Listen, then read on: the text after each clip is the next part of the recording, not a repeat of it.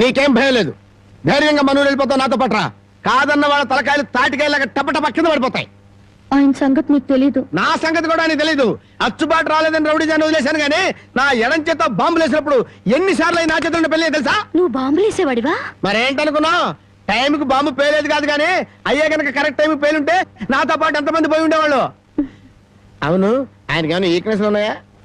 అతను చీట్ల పేక బాగా ఆడతాడని బామ్మ చెప్పింది. మరి ఇంకే దొరికిపోయాడు. ఫినిష్. చీట్ల పేకలో చిత్తు చేసి నిన్ను తీసుకెళ్తాను. కాకపోతే పాకాడటానికి పా చెప్పులే గాని జేబులో చిల్లి కావలేదు. నువ్వు పని చేయమ్మా, సరదాగా 4 గదులకి ప్యాకెట్లు అతను పని చెప్తాను. ఇది గాజులేనా? అబ్బే గాజులు కాదు బాబు, సెంట్రల్ జైల్లో కేడీలు కేసే బేడీలు. ఏ వ్యాపారం చేస్తున్నావు నువ్వు? తీసుకుని డబ్బులు కాకపోతే గీసుకొని చూడదా? ఇవి నీకు ఎక్కడవి? ఎక్కడవే? తాలూకా ఎస్ఐ పెళ్ళాన్ దగ్గర డిఎస్పీ కొట్టేసి కానిస్టేబుల్ కు తక్కువ రేటు కమ్మాడంట. వాడు నా కన్స్ట్రక్షన్ కమ్మాడు. నెత్తి మీద ఇంటికి ఉండి కానీ ఆలోచన లేదు అసలు. తీసుకుని డబ్బులే. అవతల అర్జెంట్ గా ప్యాకెట్ ఆడాలి. ప్యాకెట్ ఇవ్వ. ఉందిలే మంచి కాలం ముందు ముందునా అందరూ.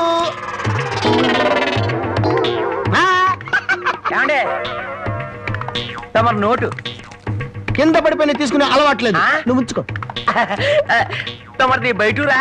అవును అవును, ఈ ఊళ్ళో ప్యాకెట్ మొగోడే లేడా? భలేవారండి. అసలు మా ఊరు ప్యాకాడికి పెట్టింది పేరు. తమరు దయచేయండి. పదా.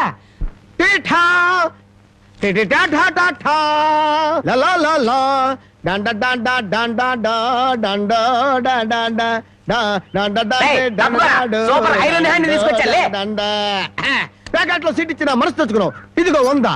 సీటుకు 100? ఈ 100 ఏంటి? ఇదే ఎమ్మెల్యే సీట్ అయినట్టయితే బస్తాలు బస్తాలు కట్టకట్టించుండేవాడిని. కూర్చో బాబు, ఆ డబ్బులని జేబులో సత్తుకోండి, పోతాయేమో. పిచ్చదవా, ఇదొక డబ్బా. ఈ మాత్రం డబ్బుతోటి మా మేనలుడు టుక్కు టుక్కు వెండి గోళీలు ఆడుకునేవాడు. అవును రే, ఈ ఊళ్ళో ఎవడో రాంబాబు అంట పెద్ద పుడింగి. నేను ఊళ్ళో లేని టైం చూసి మా యజమాని కూతుర్ని లేపుకొచ్చాడంట. ఆ టైంకి నేను ఊళ్ళో లేకపోబట్టి సరిపోయింది గాని ఉన్నట్టయితే ఆ రాంబాబు గారిని గాల్లోకి ఎగరేసి కింద పడకుండా గాల్లోనే ప్యాకెట్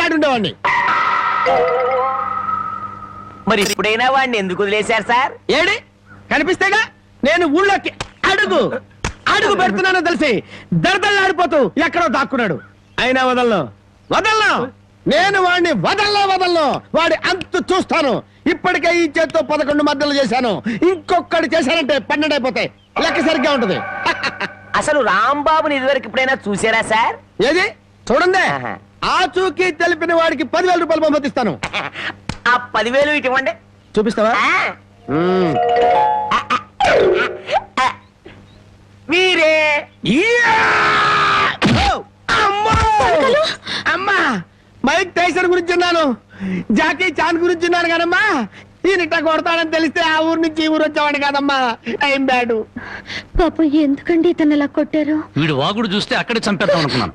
దాన్ని చంపడానికి తగ్గ పర్సనాలిటీ లేదని వదిలేశాను. వద్దులే నాయన. అమ్మా, నీ గాజులు నువ్వు తీసుకో తల్లి. మా ఊరు నేను వెళ్ళిపోతాను. అన్నం తినకుండా వెళ్తావా?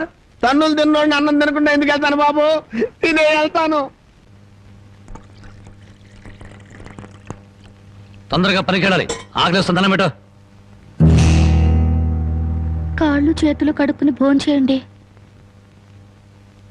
కాళ్ళ? నాకు చేతులు కడిగే అలవాటే లేదు, కాళ్ళు కడగాలంట. కాళ్ళు ఎవరైనా మంచి మాట చెప్పినప్పుడు వినిపించుకోవటం అలవాటు చేసుకోరా? నీ సపోర్ట్ ఒకటి దానికి. నా కాళ్ళైనా ఇంకెవరి కాళ్ళైనా కడగాలేమో ఒకసారి చెప్పండి.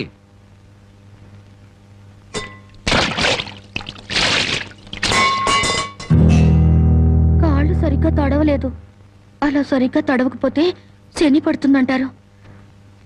ఒకసారి నలమహారాజు కాళ్ళు సరిగ్గా కడుక్కోకపోతే మహారాజుని శని పట్టుకుని పీడించిందట.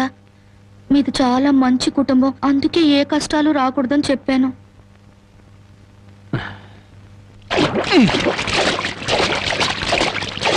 చాలా లేక బావిలోకి వెళ్ళి దూకి రానా?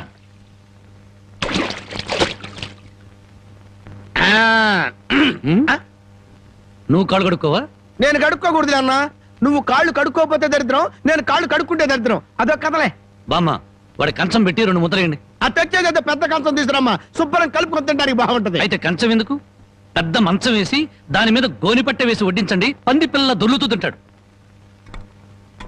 చేపల వేపుడు ఎక్కడ? ఇదిగో ఏమిటిది? చేప. ఇది చేప. చేపల వేపుడంటే చేపను తీసుకొచ్చి పెద్ద పెద్ద ముక్కలు కోసి దాంట్లో ఉప్పు కారం బాగా పట్టించి సలసలసలకాగే నూనెలో కరకరకలాడేటట్టు వేయించేదానివి. ఈరోజు అసహ్యంగా చేశావు. దీని వేపుడు కూర అనరు, ఏడుపు కూర అంటారు. ఈ పూట నేను వంట చేయలేదురా.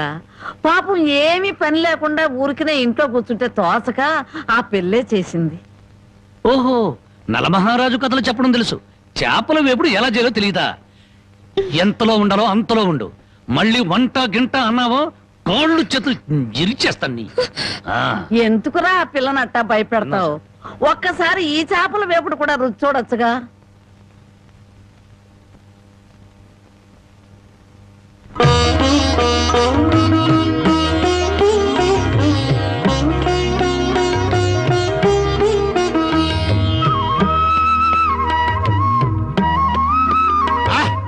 హే భగవాన్, ఇంత కమ్మటి కూర తిన్న తర్వాత చచ్చినా పర్వాలేదు. నిజంగానా? ఆ, అయితే బాగా తిను. తిన్న తర్వాత నేనే చంపేస్తాను.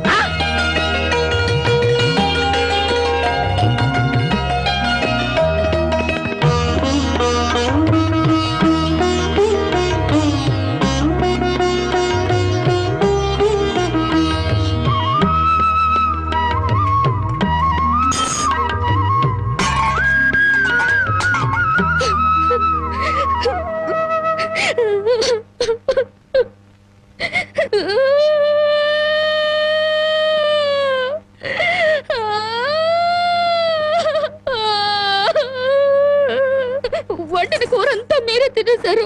తినక ముందు నన్ను ఎందుకు తిట్టాలి? ఆ తర్వాత మాకు కూడా మిగలకుండా కూర అంతా ఎందుకు తినాలి?